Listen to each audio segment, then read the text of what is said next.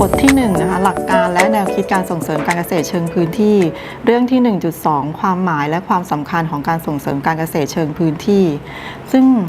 ความหมายของการส่งเสริมการเกษตรเชิงพื้นที่นะคะก็เป็นเรื่องของกระบวนการทำงานส่งเสริมการเกษตรโดยใช้พื้นที่เป็นตัวตั้งในการพัฒนานะคะซึ่งจะมีกลไกการขับเคลื่อนงานส่งเสริมการเกษตรที่สำคัญในพื้นที่ก็คือเกษตรกรรุ่นใหม่วิสาหกิจชุมชนแล้วก็แปลงใหญ่สปก.หรือว่ากลุ่มต่างๆที่อยู่ในชุมชนซึ่งกรมส่งเสริมการเกษตรเนี่ยได้ไปดำเนินการส่งเสริมไว้เพื่อที่จะนำมาเชื่อมโยงเป็นเครือข่ายการทำงานเพื่อการบริหารจัดการในชุมชน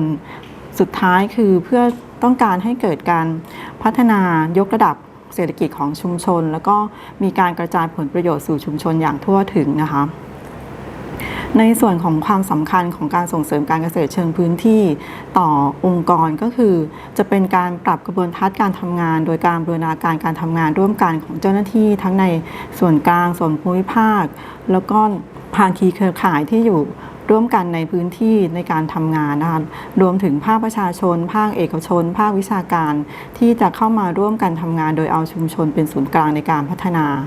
ความสำคัญของการส่งเสริมการเกษตรเชิงพื้นที่ต่อชุมชนนะคะก็คือจะทำให้ชุมชนเนี่ยได้เข้ามามีส่วนร่วมในการที่จะพัฒนาชุมชนของตนเองโดยใช้กลไกในพื้นที่นะคะทั้งยังสมาร์ทฟาร์มเมอร์สพก.